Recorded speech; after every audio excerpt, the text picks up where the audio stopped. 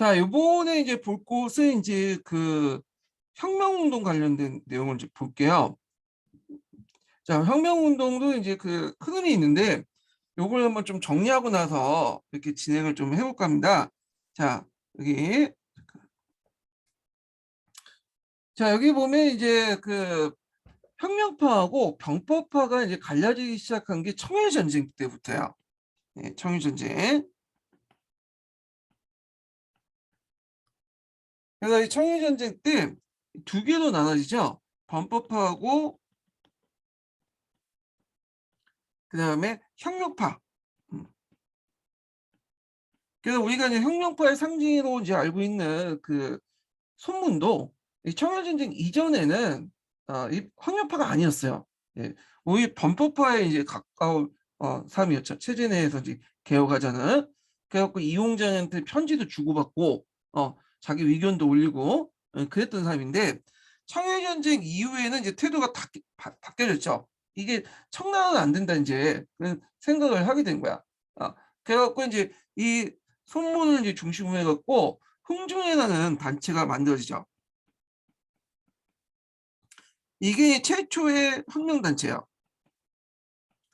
물론 이 보임문사라고 이제 하는 사람도 있는데 일단 학계 통념상 이 흥중회가 만들어지고 그리고 이제 앞에서 언급했던 거화운동 있죠. 이 거화운동이 그 당시에 이제 일본 내에 있었던 그 유학생들 자극시켜 중국 유학생들 그래서 지역별로 여러 이제 혁명단체들이 만들죠. 뭐 하흥이라든지 강곡회라든지 등등 여러 혁명단체들이 만들어지고요. 자, 이런 혁명단체가 1905년에 동맹회로 통합이 돼.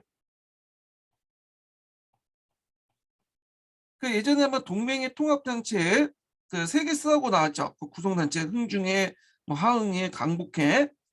요게 이제 기초의 문제 나왔어요. 통합해가지고 동맹회가 되고 동맹회의 기간지 외워두셔야죠. 민보가 있어요. 민보.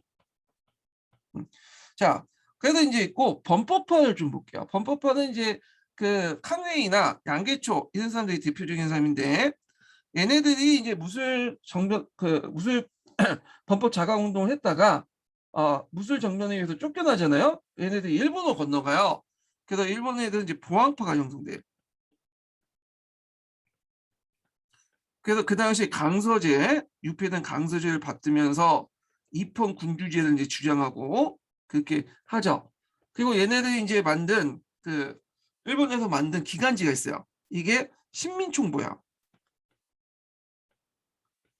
동맹회도 국내에서 이제 주로 활동은 이제 혁명을 좀 하긴 했지만 이 본부는 일본에 뒀어요. 일본에 본부를 뒀는데 자 그때 동맹 민부하고 신민총부 간에 논쟁이 일어나죠. 여러 가지 주제로 논쟁이 일어나. 예. 그 있고 자 이런 구도였어요. 예. 그래갖고 이제 이렇게 이제 좀 기억을 해두시고요. 자 그러면 이제 관련된 내용을 한번 읽어볼게요. 이게 아이고 한의중 내용을 읽어보겠습니다. 자 혁명운동은 1894년에 손문등이 청주를 타도하고자 치주로 하와이에서 홍중회라는 비밀결사를 만들면서 시작됐다. 홍중회 보시면 되겠지만 중화를 흥하게 한다. 네, 반만적인 성격 딱 띄고 있죠. 그래서 이제 처음 만든 게 하와이라는 곳이에요. 하와이 홍중회가 만들어서 강주에 들어가서 또 홍중회 본토 홍중회를 만들게 되는데 자 그래서 손문을 좀 볼게요. 손문은 그 중국 형의 아버지를 일으켜주고 손문은 강동성 농민의 아들로 태어나서 서울시 의학교육을 받았다. 그래서 새로운 지식인이라는 걸 볼 수가 있죠. 흥중의 동맹을 조직하고 삼민주의 혁명의 이론을 갖춘 혁명운동의 지도자였다. 국내 기반이 없었기 때문에 공화혁명에서 청중을 몰아내기 위해 원세에 타협해 총독지를 양보했다. 이건 뒤에 얘기예요. 말년에 연소용공의 방침을 내세우고 소련의 지원을 받아 공산당과 합작해 남방의 혁명 기지를 마련했고 주 강동성 일대에 이제 마련했죠. 혁명의 완성을 보지 못하고 죽었다. 이렇게 보시면 돼요. 자, 그래서 이제 청일전쟁에서 폐쇄기 짙어갔던 그 느낌 만국의 위기식의 동기가 되었다. 그래서 소문도 초기 창기 때는 그 혁명파보다는 범법파에 가까운 사람이었죠. 근데 청일전쟁 이후부터 생각이 바뀌어지기 시작해요. 그래서 손문은 다음에 홍콩에서도 흥중에 만들어 기층민중을 동원해 강주성을 이제 점령하는 최초의 그 반청봉기를 일으켰다. 예. 그래갖고 이제 이렇게 했는데 이걸 강주거병이라고요. 예전 기출문에 나왔던 거예요.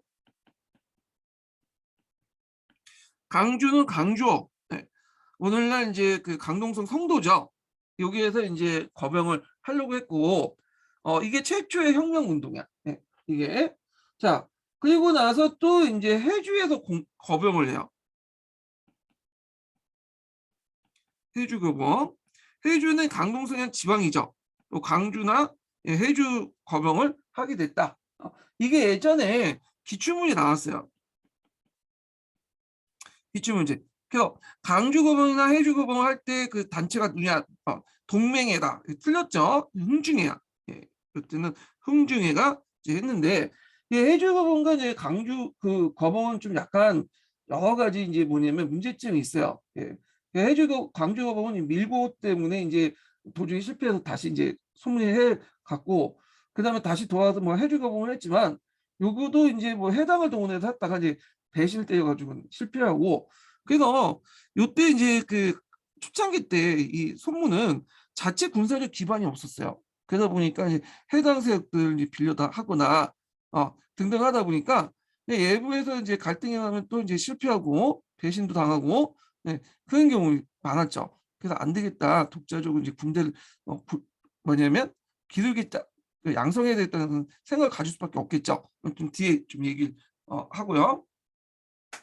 자, 하여튼 이 거사가 사전에 발각되어 실패로 돌아간 후 망명기는 이제 그 올랐고, 그러니까 이 사람은 뭐 거사 한 번 하고 나서 또 발각되고 좀 도망가 다시 돌아가고 하다가 하고 수차 왔다 갔다 했어. 그래서 런던에 있었는데 천국 공사관에 억류된 사건이 일어나요. 그래서 천국 공사관 억류됐는데 그게 나중에 알려져서 그 당시 손문이 이제 천국 공사관에 있다가 거기 이제 돌돌 자기 잡혔다고 돌돌 해갖고 막아갖고 그냥 창밖에 던지죠. 그래서 이게 이제 알려지게 된 거예요. 그래서 어쩔 수 없이 풀려나게 돼. 그래서 이때 이 사건을 갖고 이제 손문이 상당히 유명인이 돼버린 거야. 그러니까 국제적인 이름이 날리게 되었다. 예. 자, 억류에서 풀려난 후에 대영 방북에 드나들면서 삼민주의 사상의 기초를 닦았다. 예. 이렇게 이제 보시면 되겠죠.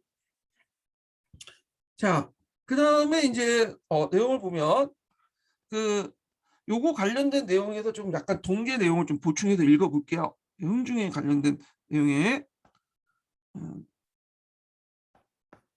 동계 몇 페이지 표 보시면 678페이지 표 보세요. 자, 손문에 이끄는 흥중에는 그 당시 그 장정에서 이 장정 내용은 이제 서울부는 아시아사에 있더라고요. 그때 한번 또 보기로 하죠. 장정에서 중국 본토에 차지하고 있는 당당한 한민족의 중화가 이민족의 지배를 받고 있는 것을 모순이가 구정했다. 그래서 이를 극복하기 위해서 흥중에는 오만캐를 타도하고 중화를 회복하여 백성을 나라를 민국을 수입하는 혁명고를 내걸고 중국 최초의 혁명단체가 되었다. 흥중회가 중국 최초의 뭐냐면 혁명단체자 하와이 흥중회를 얘기하죠. 자, 그 다음에 이제 흥중회가 이제 또 이렇게 하와이 만들어지고 그 다음에 또 홍콩에 가서 또 만들어지고, 예, 이렇게 거쳐서 만들어지는데, 자, 흥중회는 강주에서 최초의 혁명운동을 감행했으나 밀고자에 의해서 계획이 누설되었고, 그래서 이제 강주 봉기를 얘기하죠. 손문을 해외로 만명하겠다. 다시 이제 이 사람은 또 귀국한 손문은 의하다 운동과 청조가 어려운 처지에 있음을 이용해서 해당을 동원해서, 해당은 이 반만적 세력이라고 했죠. 자, 그래서 해주에서 거병했으나 실패하고 2차 망명기를 올렸다. 그래서 이 해주거병은 중국 내 혁명운동을 새로운 바람을 일으키는 계기가 되었다. 이렇게 이제 보시면 될 것 같고요. 자, 그 다음에 이제 다시 이제 넘어가서 한일중을 좀 볼게요. 자, 여기 보면 이제 그 1900년도 여기 보면 의아단 사건을 전후해서 손문은 이용장을 황제로 추대해 그 양강 지방을 독립시키는 모의하다 실패했고요. 그래서 이어 강동성 해주에서 봉기를 조직해 한때 2만 명이나 모을 수 있었으나 외부 지역의 도절로 역시 실패해서 망명길 올랐고, 자, 이렇게 소문이 비밀 결사를 중심으로 제한적으로 봉기를 도모하고 있었던 중에 일어난 위화던 사건은 청주의 존재 근거에 대한 의문을 불러일으켰고, 일본 유학생을 중심으로 해갖고 혁명 주장이 나오기 시작했다. 그래서 요 혁명파 중에 이제 흥중에는 이제 아까 치면 이제 청일전쟁 이후에 이제 나왔던 거고, 이 거화 운동이 됐던 것은 의화단 운동의 계기가 됐던 거야. 아까 얘기했처럼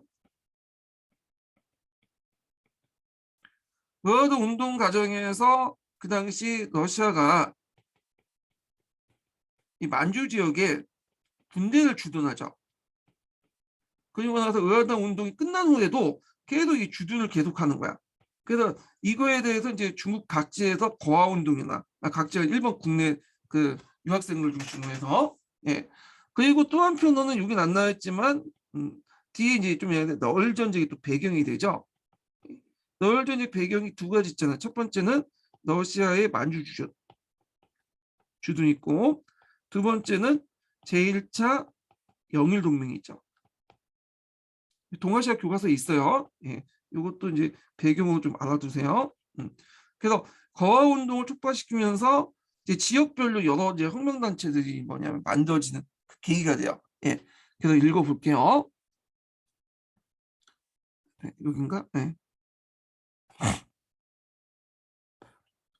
자, 그래서 이제 이렇게 있고, 그 당시 이제 위화더 사건은 청주의 존재 근거에 대한 의문을 불러일으켰고, 일본 유학생들은 지식인에 대한 대상으로 한 혁명 주장이 나오기 시작했다. 자, 진보적인 학생, 지식인들에게 청주 타도의 정당성을 확산시킨 계기가 된 것이 러시아에 대한 저하운동, 과화운동이었죠. 그래서 러시아는 의화단 진압 후 만주에서 군대를 철수하기로 약속을 지키지 않고 청주에 새로운 요구 조건을 제시해 이 지역을 자신의 세력권 안에 두려고 하였다. 그래서 이제 있고, 일본에 유학가 있던 중국인 학생들은 러시아 정학에서 의용대를 이제 조직을 하고 학생군을 조직하죠. 예, 자체적으로 무장을 하려고 했는데, 자, 이들은 많은 유학생들 호응을 받았으나 청주는 러시아에 대한 저항을 구실로 혁명을 깨한다 해서 탄압을 했어요. 예. 제가 그때부터 이제 생각이 바뀌어진 거야. 원래는 이제 청주를 타도하려고 하는 게 아니라 러시아가 주 목적이었죠. 과운동은. 근데 이게 러시아 타도했더니 군대를 조직하고 이제 그 동경에 있던 그 일본에 있었던 유학생들이 나름대로 훈련도 하고 하려고 했는데, 청주가 가만히 보니까 얘네들 노는 거 보니까 잘못하면 러시아 전에 우리를 타도할 수 있겠다 그런 생각을 든 거야. 또 자체적으로 모아갖고 감히 국가의 통제받기 군대를 만들려고 한 것 자체가 위협적이잖아요. 그러니까 막 탄압을 가고 그냥 일본 정부한테 압력을 줘서 얘네들 해체하라고. 그래서 이제 이때부터 이제 거화 운동이 러시아 타도가 아니라 청주도 이제 타도 바뀌게 된 거야. 이렇게 탄압을 하니까 러시아 같은 나라가 왜 우리나라를 이렇게 먹으려고 하냐. 이건 러시아 제도 뭐냐면 통제하지 못하고 저항하지 못한 청주가 문제다. 그래서 러시아 같은 제국주의 세력들을 타파하기 위해서는 먼저 그 제국주의의 앞잡이 주구였던 청주부터 뭐냐면 타파해야지 가능하다 하면서 반청 운동을 이렇게 바뀌게 되는 거야. 예, 원래는 러시아 반러 운동이었다가, 그리고 이제 이 반청 운동의 어떤 일환으로 예전에는 번발했었죠. 번발했는데 다 머리를 깎았어. 우리는 이제 청날 반항한다. 그러니까 만주족이 아니다. 한족이다. 이런 걸 내세우기 위해서 머리를 다 깎아버린 거예요. 청날 반항한다는 의미가 있죠. 예, 그 관련된 예문이 예전에 기출 예문에 나왔어요. 이게 머리가 되게 중요한 것 같아요. 이 남자들의 머리를 어떻게 헤어스타일에 따라서 국가 권력이 어떻게 통제하냐 이게 연결된 것 같아요. 지금도 뭐 학교에서도 요즘 있는지 모르겠지만, 예, 예전에 머리를 자르고 그랬잖아요. 자, 하여튼 이 저항운동이 청계 탄압을 실패한 후 일본 유학생들은 일본 유학생계에서 본격적인 혁명운동의 기운이 삭트게 되었다. 자, 그래서 이 운동을 참여한 학생들이 조직한 단체가 모태가 돼서 국내 여러 반천혁명 단체들이 만들어졌죠. 하흥의 강북회가 뒤에 성립되었다. 그래서 이제 종래 반제국주의 선전이 반천혁명으로 집중적으로 선전하는 것으로 바뀌었다. 그래서 반러 운동에서 반청 운동으로 바뀐 사건이 되었다. 이렇게 보시면 돼요.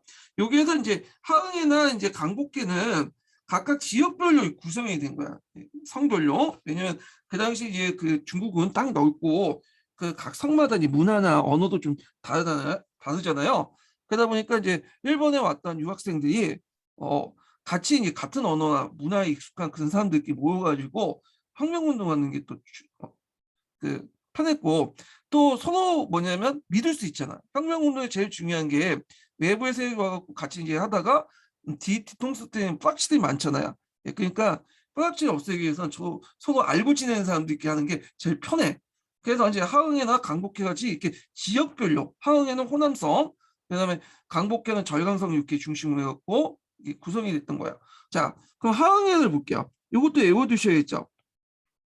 하흥회, 강복회, 앞에 흥중회, 요 세 개 단체가 플러스 돼 갖고 나중에 동맹회가 만들어져요. 예전에 동맹회 세 개 구성 단체 써고 문제가 나왔기 때문에 외워두시고요. 하흥회를 볼게요. 하흥회는 1903년에 호남성 장사에서 일본 유학생 출신이었던 하흥과 송교환, 송교인 등이 성립한 혁명단체로서 오랑캐를 모아내고 중화를 부흥한다. 이렇게 이제 내세웠고, 비밀결서 연락회 해당 세력들이죠. 이렇게 장사에서 봉기하다 발각되어 중심이 대부분 일본에 만명했다. 이렇게 이제 보시면 되고, 네, 그 다음에 이제 그 1904년에 상해에서 최원배 장병리를 중심으로 조직된 혁명단체로 한족을 회복하고 강복하고 우리 강산을 되돌리자라는 구을 내세웠고, 강소 절강 지방을 중심으로 반청 혁명이 추진됐고 민족주의 색채가 강했다. 이렇게 이제 보시면 돼. 그러니까 비슷비슷해요. 또 주의할 것은 여기에 세워진 게 그 장사나 상해지만 실제 얘네들 구성원들은 다 일본 유학생들로 구성이 된 거야. 예전에 활동했던 사람들이 여기 가서 이제 세워져서 만든 거예요. 예. 자, 그래서 이제 이렇게 있고요. 그 다음에 이제 이 시기 때 추영의 혁명군 같은 그 선전책자 널리 익혀져 급진적인 청년들에게 큰 영향을 줬는데, 이 혁명군은 상당히 중요한 거야. 외워두세요. 그래서 이제 이 혁명군의 주요 내용은 뭐냐면 청주의 전제 지배를 벗어나 중국인들 천부의 자유평등을 회복하여 공화국을 건설하는 주장을 담고 있는데, 자, 그때 장병리 혁명군을 소개하는 글을 소부라는 잡지에 실었다가 최용과 함께 투옥대 옥고를 치는 피라 사건이 일어났어요. 이걸 무슨 사건이 나왔냐면 이 소보안이라고 해. 소보안. 소보에서 일어난, 소보라는 기관 그 신문에 잡지에서 난 사건이다 해갖고 소보안이라고 해. 이 소보안과 혁명군 관련돼서 예전에 기출 지문으로 나왔거든요. 객관식 지문으로. 그래서 요것도 외워두세요. 자, 그래서 이제 최용과 함께 투옥대 옥고를 치르는 피라 사건이 일어나 이 책자는 한층 널리 알려졌다. 사람들이 이제 존재감을 알게 되죠. 그래갖고 이제 억을 꾼 거죠.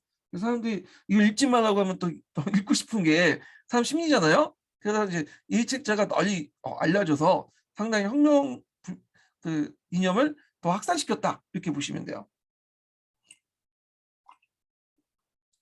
자, 그 다음에 하흥에 회원이었던 진천하는 사람이 지금 경세종이나 맹해도 같은 선전체제도 그 많은 영향을 미쳤는데, 이 진천하는 그 당시 이제 그 분신 자살, 그러니까 분신을 바다에 투신한 그런 사람인데 왜 투신하는 걸 볼게요. 자, 호남선 출신으로 하흥에 거쳐 동맹에 입회했대. 일본 유학 중이었던 1905년 12월 일본 문부성이 판판 중국 유학생에 대한 단속 굴치기에 항의하는 중국인들에 대해서 아사히 신문에서 방종하고 비열하는 등의 비열 심자 기사 실체 이에 분격하여 유서를 남기고 서울사의 나이도 바다에 투신해 자살했다. 좀 약간 성격이 급한 사람 같아 보니까. 예. 하여튼 이렇게 이제 있고 여기 밑에 있죠.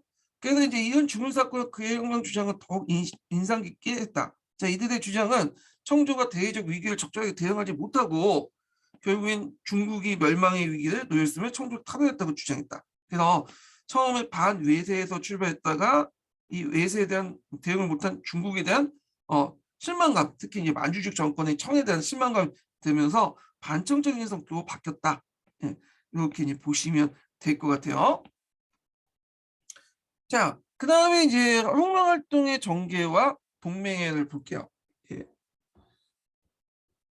자, 그다음에 이제 보면 그 국내에서 혁명 기도가 좌절된 뒤 망명길에 나선 손문은 비밀 결사로부터 유학생들에게 눈을 돌리기 시작했다. 자, 러시아에 대한 저항 운동을 계기로 지식인, 유학생 사이의 혁명 운동이 활발해졌기 때문이다. 당시 청조가 신식 개혁 정치, 그러니까 이제 강서 신정이죠. 펴면서 해외에 많은 유학생이 나가 있었다. 그 중에 이제 일본은 거리가 가까워서 유학 경비가 싼 데다가 중국인들 구미의 말과 글보다는 일본의 말과 글을 배우기 쉽기 때문에 문화적으로 친숙하고 또 같은 동양 문화권, 유교 문화권이고 한문 문화권이 되다 보니까 한문도 이제 일본 그 문자 자체가 한문이 제일 많잖아요. 그러다 보니까 쉽게 나가는 거예요. 그 값도 싸, 생활비도 싸고 그래서 많은 유학생이 있었나 봐요.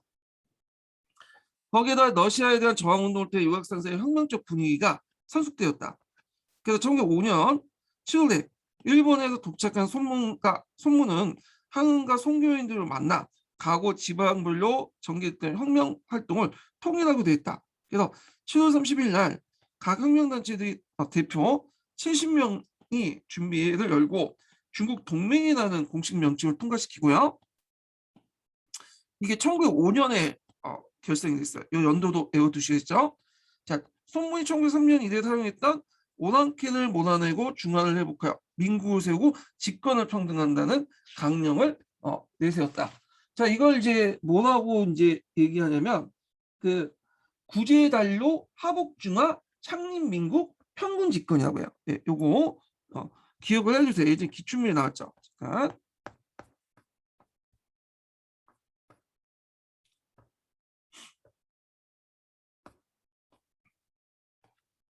음. 그래서 그 당시 이제 성별 중심의 혁명 조직을 넘어서 전국적인 차원의 혁명 조직의 필요성이 등장했고 일본 유학생을 중심으로 혁명적 분위기가 형성되면서 하흥의 흥중의 강복회 이렇게 병합됐고 그때 내었던 것은 뭐냐면 구제단료 하북중화 창립민국 평군 집권 진짜죠 이건 진권이 아니라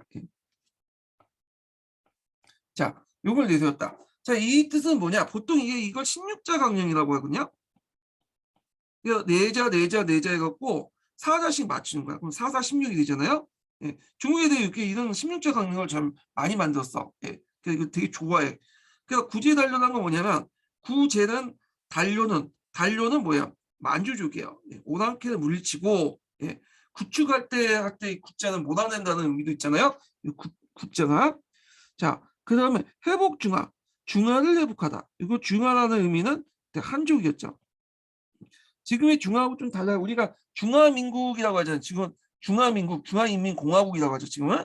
예, 이때 중화는 한족 외에 56개 소수민족까지 다 포함하는 개념이라 이때 중화는 한족만 뜻해요. 그래서 한족 국가를 세우고 창립민국은 공화국을 세우겠다는 거야. 공화국을 세우자.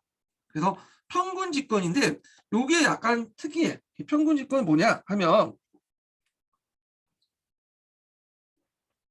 이게 나중에 이제 삼민주의에도 구삼민주의에도 실려 있는 건데 요때 이제 의미는 그 존 헤이라는 사람이 있어요. 미국 그 경제 철학자 그 경제학자 중에. 그래서 이 사람은 토지의 공개념 개념을 도입해 갖고 그 당시 이제 매도가하고 매수가하고 매도가의 그 차익 있죠. 차익을 국가에서 갖는다. 그래서 이런 식으로 토지 공개념 개념을 세웠거든요. 예를 들어서 내가 1,000만 원 주고 땅을 샀어. 그런데 요 팔 때 그 뭐냐면 2천만 원, 3천만 원이야. 그러면 내가 어떻게 요 2천만 원이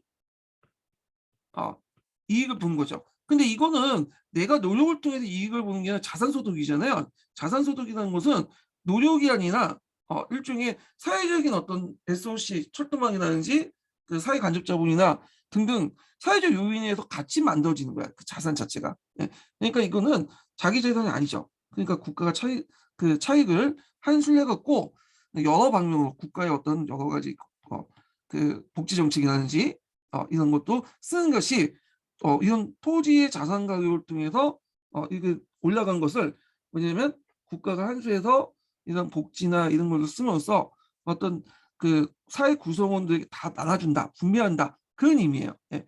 이게 평균 집권이에요. 이게 우리가 생각한 땅을 나눠준다 그런 의미로서 쓰이는 게 아니에요. 예. 그 당시에는 이제 그 동맹의 상당수가 부르주아 출신, 지휘 출신이 많기 때문에 이런 사회주의적 의미에서 그렇게 쓴 게 아니야. 여기는요. 예. 그래서 이런 것도 좀 같이 기억을 해두시고요. 그 다음에 그 동시에 민부가 창설됐죠. 기관지로서.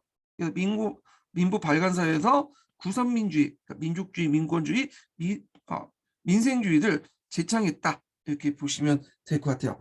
자, 그러면 다시 한번 읽어볼게요.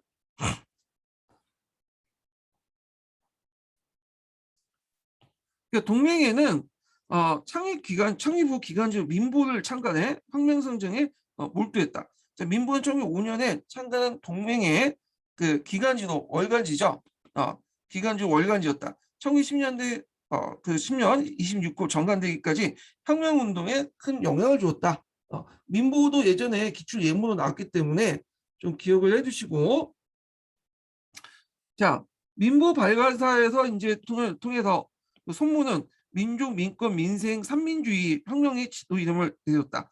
자, 그래서 이제 이렇게 있는데 요 내용을 이제 읽기 전에 제가 정리를 좀 해볼게요. 이거 예전에 기출문에 나왔죠.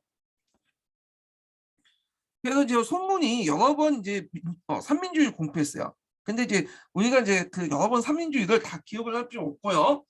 두 개만 기억하면 돼.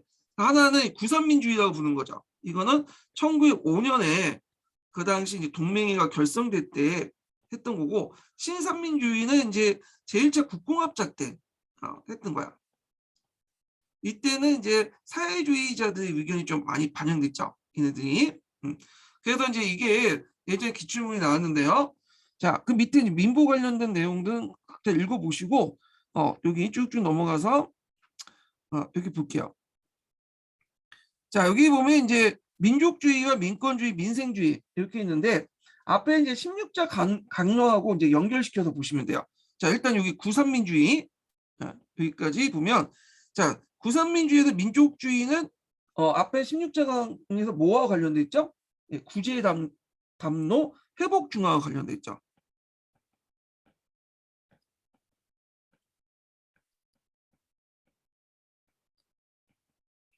그래서 만주족을 쫓아내서 한족 국가 세우자. 이게 민족주의야. 그래서 이 내용은 이민족을 세워서 만주족을 타도하자는 거야. 자, 민권주의는 뭘까? 민권주의는 그 16자 강령 중에 어디에 해당할까? 창립민국에 관련돼 있죠. 창립민국. 자, 이 민국은 공화정을 얘기해요. 공화정. 그래서 이제 요게는 이제 주 내용이 뭐냐면 전제 왕권을 타도하고 청나라를 타도하고 국민이 주인이 되는 공화국을 세우자. 황제 국가가 아니라 주권 재민사상을 바탕으로 두고 있죠. 헌법과 총독제, 그다음에 보통선거과 의회 설립을 주장을 하자. 이렇게 있고, 그다음에 민생주의가 있어. 민생주의. 민생주의는 앞에서 언급했던 16자 강구 중에 평균 집권이라고 관련돼 있죠.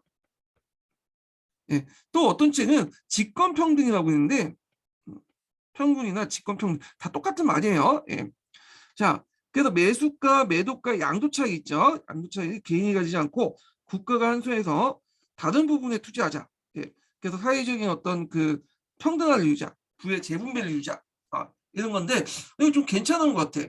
그래서 지금 제일 문제가 뭐냐면 이게 그 지금 자산소득이 근로소득보다 앞질러서 문제가 생기는, 토지나 건물을 가지고 있는 사람들이 더 잘 살고 아무리 노력을 해도 열심히 해도 그 아파트나 이런 걸 못 사잖아요. 근로소득 가지고 못 사죠.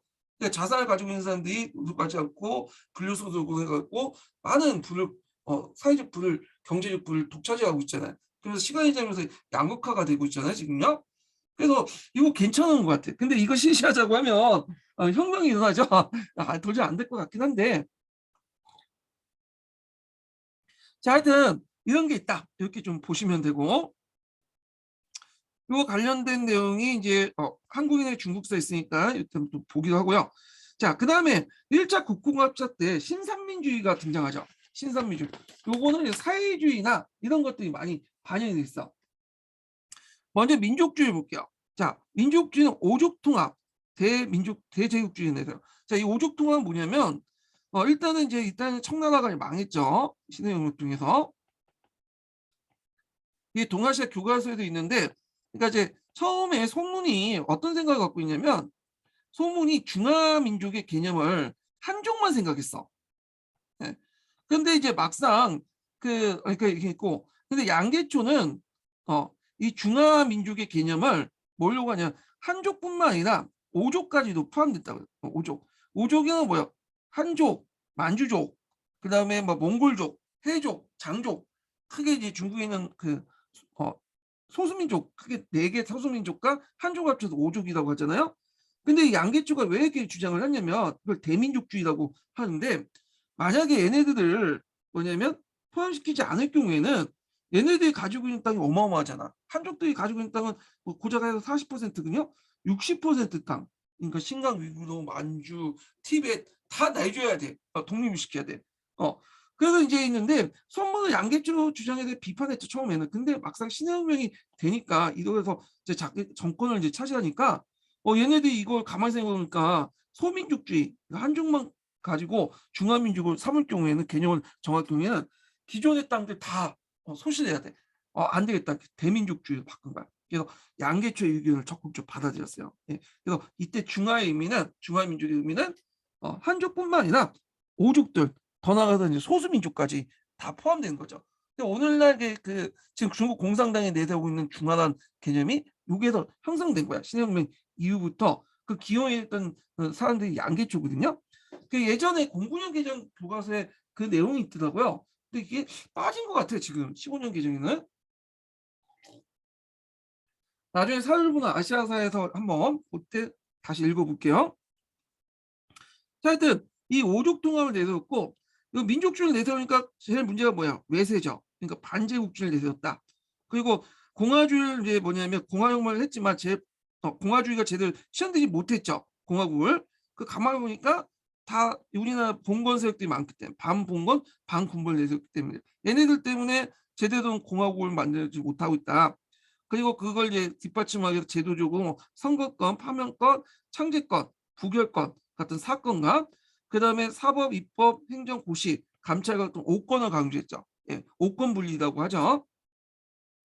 그다음에 이제 여기에서 이제 그 민생주의는 이제 사회주의 의견이 많이 들어갔어. 여기에서도 평균 집권을 내세우고 있는데, 요때 평균 집권과 요때 평균 집권 달라요.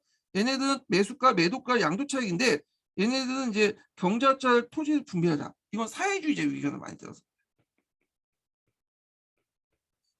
똑같은 말을 살고 있지만 담고 있는 함의가 틀리다. 이렇게 기억을 해주시면 돼요. 그 다음에 이제 독점 대기업의 국유화, 토지의 자본 집중 방지, 그걸 자본 절제라고 하죠. 민중 독립 추구인데, 그 밑에 이제 위에 보면 국민당주의 해가지고 이게 있죠. 요 관련된 기출사조가 예전에 시험 문제 나왔죠. 자, 그래서 이제 이렇게 있는데, 요거는 신민족주의를 얘기해요. 요거는. 예. 그래서 이제 여기 보면 내용도 있는데 한번 읽어볼게요. 민족주의, 민권주의, 민생주의. 사료가 기초에서 나왔던 사료인데, 자, 민족주의는, 국민당의 민족주의는 두 방면의 의의가 있다. 하나는 중국 민족의 스스로 해방을 추구하는 거고, 그 다음에 다른 중국 내 각 민족들의 일률적인 평등이다.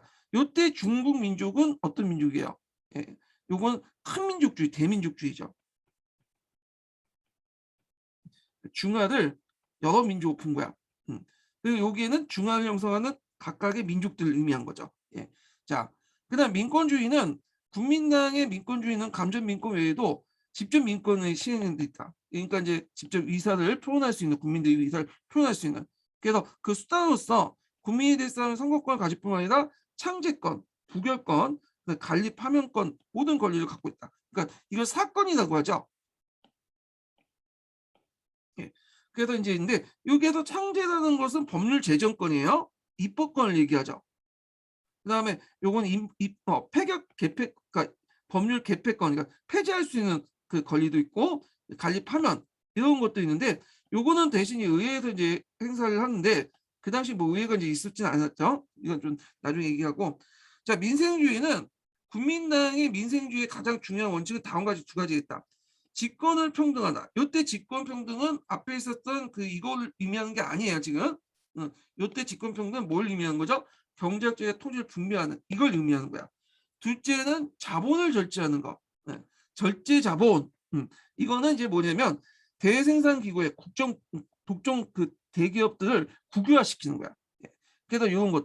근데 이거는 자본주의를 다 포기한 건 아니고 조그만 중소기업들은 자기끼리 뭐 살도록 하고 사유재산 인정해주고 다만 독점 기업만 이제 국유화하자 뭐 이런 내용인데 요 민생주의는 사회주의의 영향을 많이 받았다 이렇게 보시면 될 것 같아요.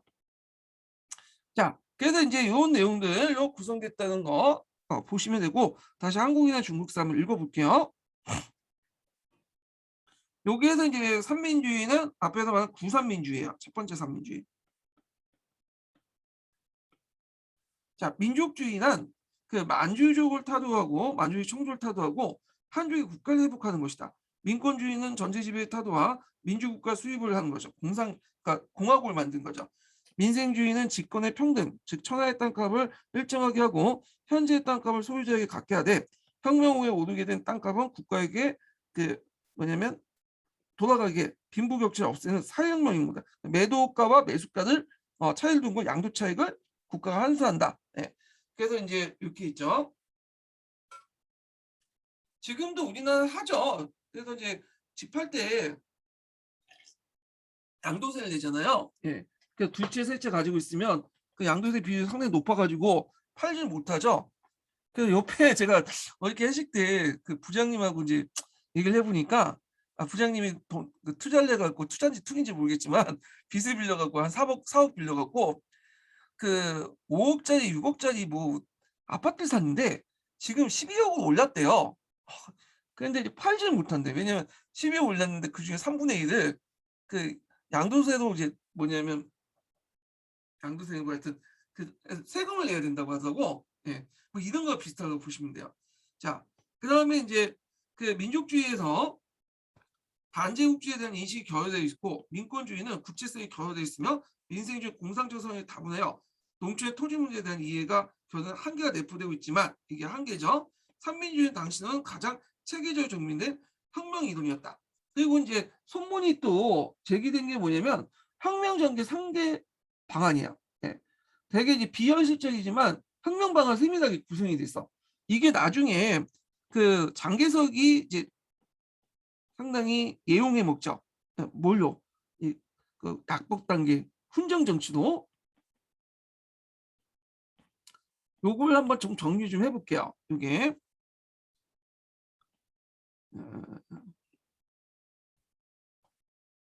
자, 그래서 이제 이 혁명정계 3단계 방안인데 요거는 이제 국민정부 건국 대강에 명시되는데 첫 번째 군정, 훈정, 헌정 이렇게 해서 혁명을 통해서 국가 건설을 이제 한다. 그러니까 군정은 이제 이게 군법 단계, 군이 통치하는 거야. 그래서 2단 건국에 군이 가지고 있는 당국을 통해서 건국을 한다. 혁명군이 군법을 가지고 지방 행정을 총괄하고 청주의 폐단을 일수하면서 건설 사업을 주도하는 거죠. 주변에 있는 군벌과 투쟁하는 건국당 가정이기 때문에 실제로 민주주의를 실시할 수 없고 그 비상 상태죠. 혁명군이 장악한 지역의 한정에서 군이 직접 통치한다. 군정 단계야. 군법 단계고 그 다음에 이제 약법 단계 넘어가요. 이게 훈정식이에요. 요거 좀 기억을 해주세요. 요게 이제 장개석이 북벌 이후부터 내세웠던 정치가 훈정 정치거든요. 헌정이 아니라. 그래서 이때는 정식헌법이 아니라 약법을 만들고요. 약법. 예. 그리고 이당 치국. 예. 당이 국가를 건설한 거야. 이때는 이당 건국이죠. 당이 국가를 건국한 거고 이당 친국. 예. 당이 국가를 건국하는데 이 말은 뭐냐면 당이 국가고 정이고 일치는 거야. 예. 당, 군, 정. 지금 공산당이 그랬죠. 중국 공산당.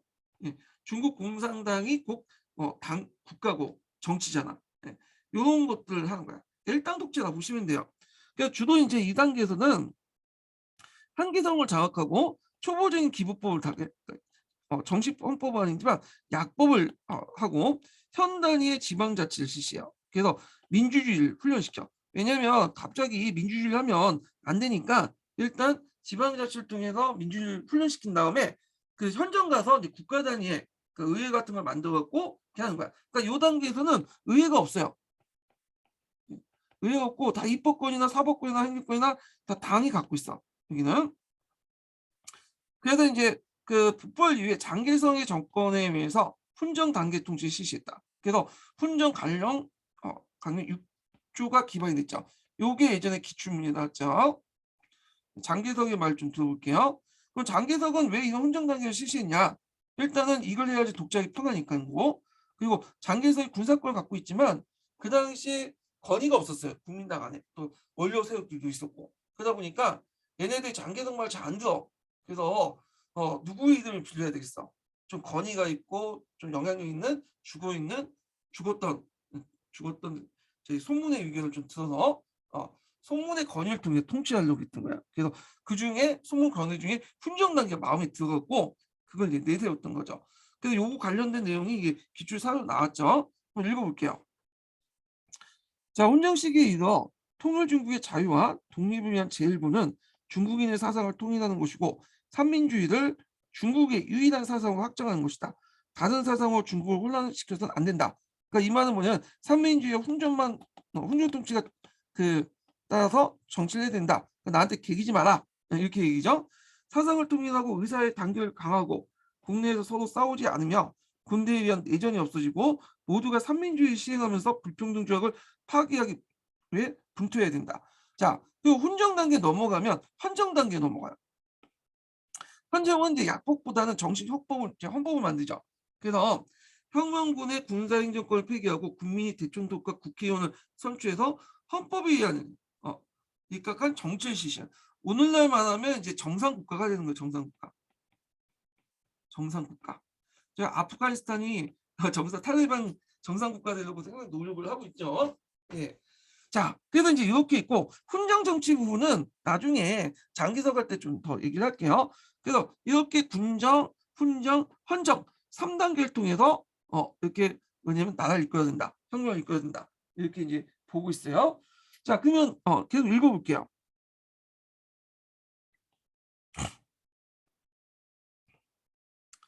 자, 손문동 혁명을 전개할 때 3단계 혁명방을 구상했다. 첫 단계는 군법 통치로서 혁명군이 군법을 가지고 지방행정을 총괄하며 총조치하에 모든 폐단을 일수하고 건설 사업을 하기로 되었다.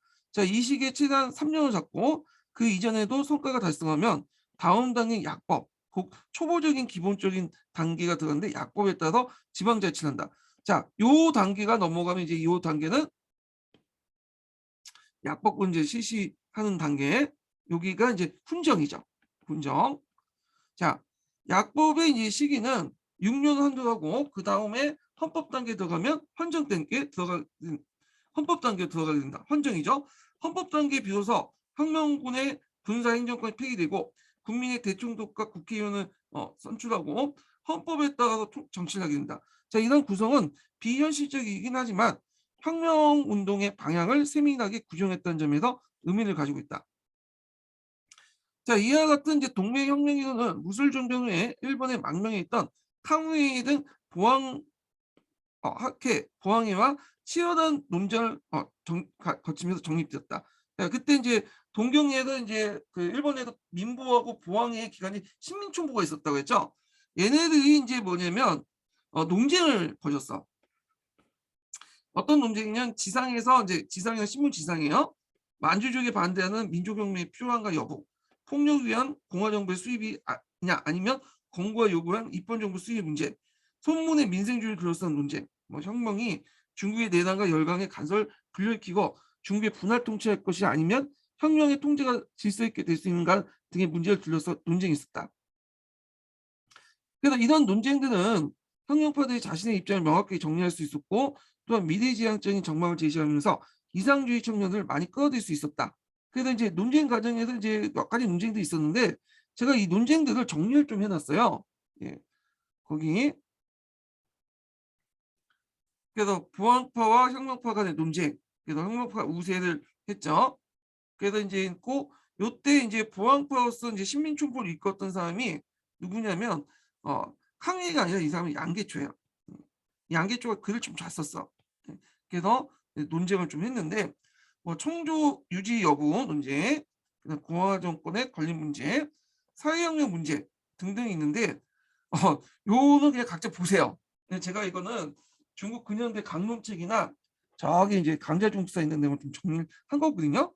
그래서 뭐 여기까지 뭐 시험 문제 나올 것 같진 않아. 예.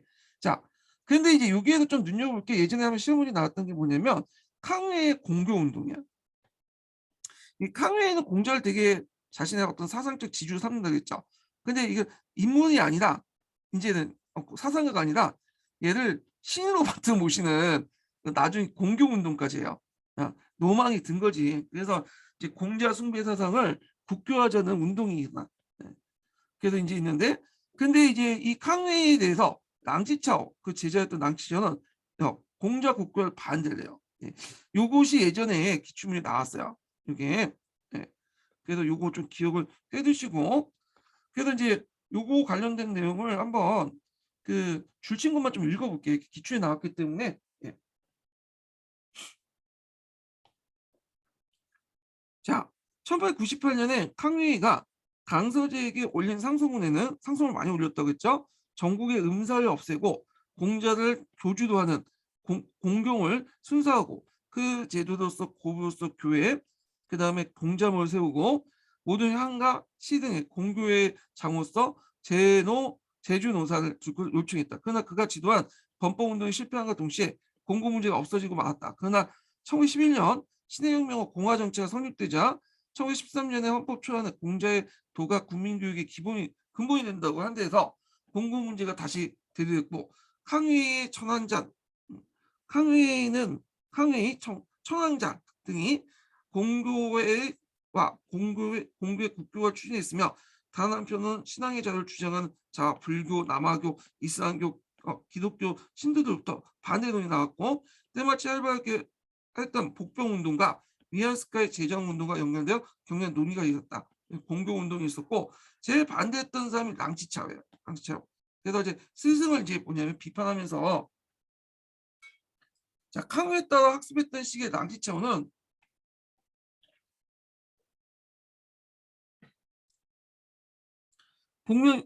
분명 유교 본의의 사고를 하고 있었다. 캉웨이는 공자를 종교가로 봤다. 초기에 이런 입장이 랑치차오에 영향을 미쳤지만 일본 망명 후에 이런 색조가 많이 갖춰졌다. 결국 그는 스승 캉웨이가 공자교를 창안하는데 적잖게 불만을 표시했다.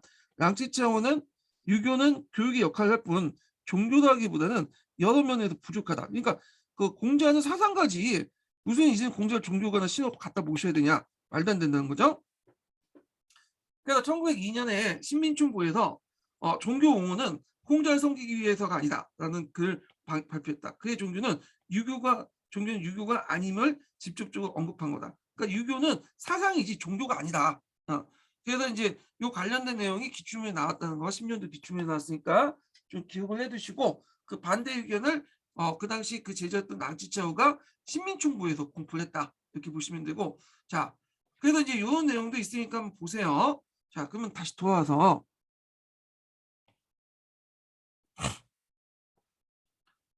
자, 한편 이 동맹회는 선전활동 외에도 본격적으로 반창 무장봉멸을 추진했다. 1906년에 호남과 강서 경기 지역의 동맹회 본부와 무관하게 해온 몇 명이 비밀 결사 기타 하층민을 끌어들여서 봉기를 일으켰다가 실패했고, 자, 이 사건은 이제 청주에 압력을 받은 일본 정부가 손문을 추방해 손문 등은 베트남 원교가 그 서남 번경 지역에 무장 봉기를 주도했다. 이후 몇 차례 더 봉기가 있었지만 그 모두 실패했다. 양강 지역에서 소수 무장 세력들이 봉기하여 혁명 근거지를 확보하는 전략은 홍준의 송문의 구상이었다. 자, 송문의 구상은 뭐라고 하냐면 변경혁명론이라고 해요.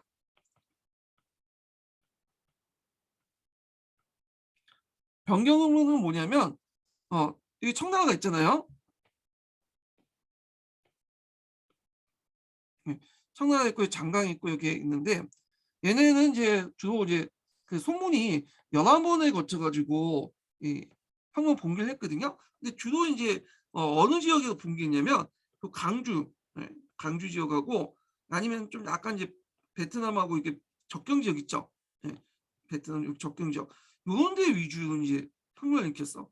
그래서 그 당시 이제 뭐 해당이나 이런 세력들이 그리고 이제 혁명 운동했는데 얘의 생각이 뭐냐면 여기 이제 그 북경이라든지 여기 양자강 유역 일대가 그 당시 이제 청나라의 노른자 땅의 핵심 지역 아니에요.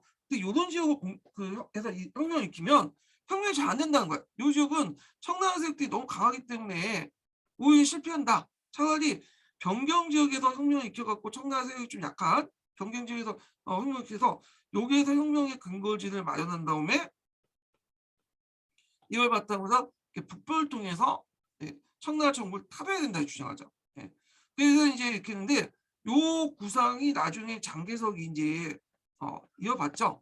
다만 이제 타도의 대상은 청나라가 아니라 이 당시 이제 북경에 있는 정부적 북양 몽골들. 하여튼 이렇게 했는데 근데 이거에 대해서 모두 동맹회 안에 있었던 사람들이 다 찬성한 게 아니에요. 소문 자체가 동맹 안에서 상징적인 영수에 불과했지 그렇게 지도력 있고 리더십 있고 그런 사람은 아니었거든요. 분파도 되게 많았고. 그러니까 이제 일부 세력들은 무슨 말이냐. 이 강동 지역이 무슨 여기 중요하냐. 중요한 거는 여기 중요한 건 장강이라는 거야. 장강. 양쯔강이죠. 그래서 이 양쯔강 중심으로 해갖고 뭐냐면 혁명을 일으켜야 된다. 여기를 장악하고 나서 여기를 장악하고 나서 요게 목주이잖아요. 그리고 나서 요게 기반을 해갖고 청나라를 물러치자라는 사람들이 등장해. 이걸 이제 뭐라고 하냐면 장강혁명론이라고요. 그래서 이제 그 동맹의 중부총회에서 이제 얘네들이 주장을 했던 거거든요.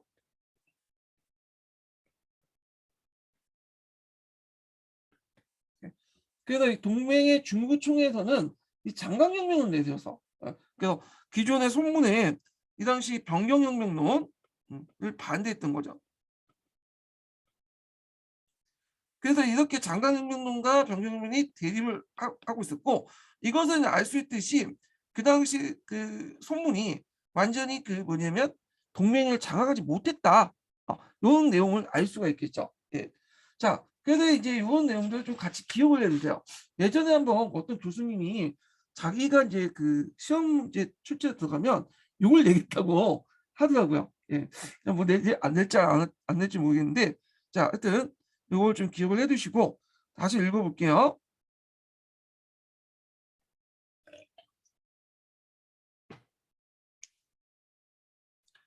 대중적 선정이나 조직이 없이 해외에서 무장 세력을 들어와 병방에서 봉기한 변경형 농민이죠. 자, 이러한 전략에 약점이 많았기 때문에 소문의 베트남 추방 이후에도 하흥 등 봉기군 주력된 비밀결사부터 신식군대로 옮기고 비밀결 해당 세력들이죠. 이제 해당 세력은 못 믿어. 배신의 왕들이야. 그러니까 이제 그 당시 신식군대가 있으니까 신군을 파고든 거야. 그러니까 이거와 비슷하다 보시면 돼요. 우리가 이제 건국때 이제 사회주의자들이 우리 군대 들어가서 자익들 이제 세력들 심어놓고 동기를 했잖아요. 여순 순천 반란도 일으키고 이렇게 이제 비슷한 상황이 있어요. 그리고 이제 지역도 강동으로 옮기는 등 혁명 방식을 전환했다. 그리고 호안민 등 하흥 등은 홍콩에 동맹의 남양 지부를 설치하고 강주 신군 봉기를 하고 강주 항하군 봉기를 추진했다. 둘 다 실패에 돌아갔지만 후자의 경우 동맹의 모든 인력과 재력을 쏟아 부은 것이다. 자, 그러나 이 역시 자금과 무기, 반입의 지연, 계획 누설로 청조 쪽의 대비도에서 항응이 직접 지휘했음을 불구하고 86명이 되는 희생자를 내고 실패했다. 그래서 이제 강주 신군봉기가 있다는 거. 그래서 있고 동맹에는 항하공 공기 실패로 해운의 손실은 물론이고 자신감과 사기에 큰 타격을 받고 이전에 존재했던 내부 분열의 경황이 점점 심해졌다. 그러니까 동맹에는 본래부터 통일적 혁명당이라고 하기에는 취약점이 많았다. 왜냐하면 앞에서 동맹의 기치 아래 여러 사람들이 모여가지고 당들이 모여갖고 파들이 만들어갖고 그러니까 동맹이나 기치 안에 여러 세력들이 단체들이 모여갖고 만든 단체잖아요. 자, 그래서 사상적인 측면에서 많은 회원들이 소문의 삼민주의 수용에서 다양한 편차를 보였으며 국수주의부터 부정부주의까지 다양한 경향을 보였다. 조직면에서도 회원들이 본부의 통제 없이 독자적인 행동을 할 수 있었다. 본부도 이미 소문이 일본에 떠나고 회원인 유학생들이 귀국한 뒤로 연목산 기구에 남았기 때문이다. 자, 이는 동맹의 운영의 조직보다는 인물 위주로 이루어진 데다가 소문 일파는 1907년 이후 선언 변경에서 본계에만 치중돼 본부에 신경을 쓰지 않고 있었다. 회원 간의 토론이나 합의 없이 독자적으로 행동하는 소문의 태도에 대해서 일찍부터 반발이 움직임이 있었고 자, 약간 이승만 스타일이에요. 얘는 독자적이야. 좀 독선적이고. 자, 이랬던 소문이 일본에 떠나면서 일본 정부로부터 받은 자금 처리라든가 무기 구입 문제에 대해서 장병리 등이 소문을 비난했다. 반 소문파는 동맹의 총리직을 한은으로 바꾸자는 움직임도 있었다.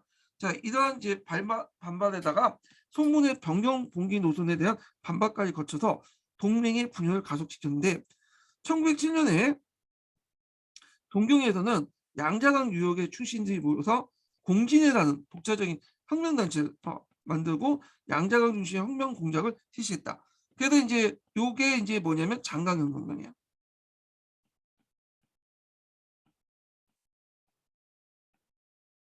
네. 그래서 그때 공진회나 앞에서 언급한 동맹의 중부총리나 얘네들이 이제 중심이 됐던 거죠.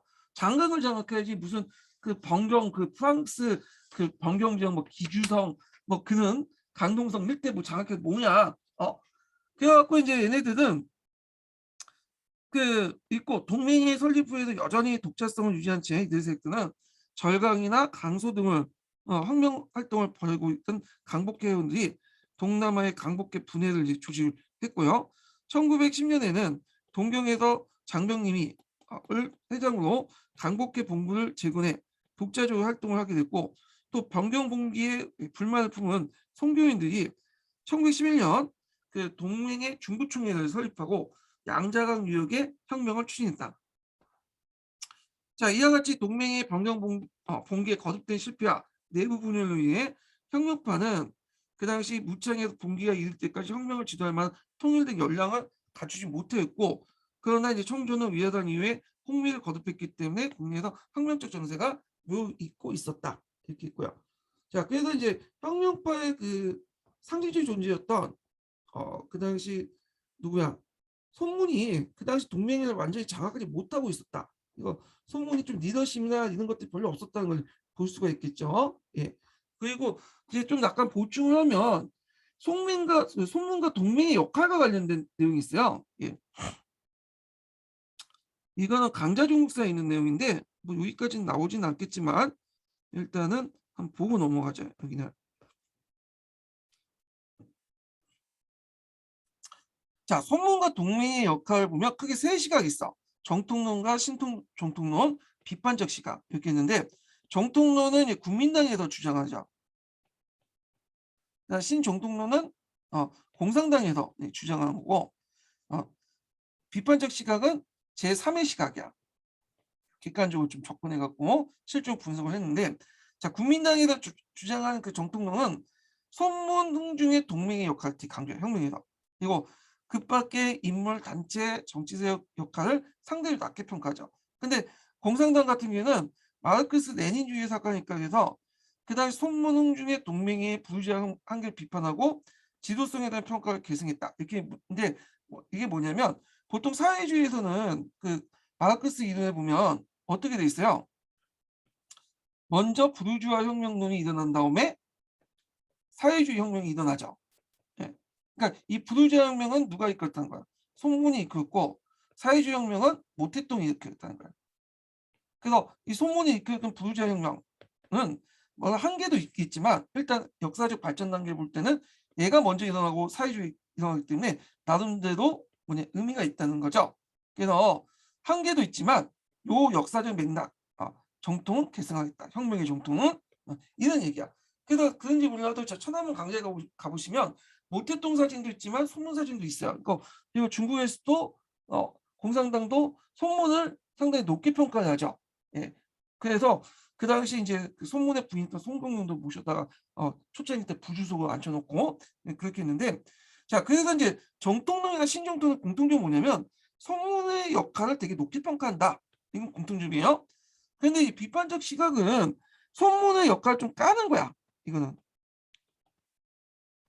그래서 이제 대표적인 그 내용을 보면 일단 흥중회가 첫 번째 그 단체라고 하는데 혁명단체가 하는데 기록을 보니까 보이문사단 단체가 최초의 부유자 정치단체였다. 그리고 강주봉기 계획은 반정운동에 불과했고 동맹의 분열은 송내 측입니다. 뭐 이런 비판적 시각이 있어요. 자, 그래서 이제 요런데 강자중국사를 읽고 넘어갈게요. 1609번 한번 읽어볼게요. 구미에서 이제 나오는 시각인데, 그러니까 미국이나 뭐 유럽에서 보이는 시각이죠. 이 비판적 시각은.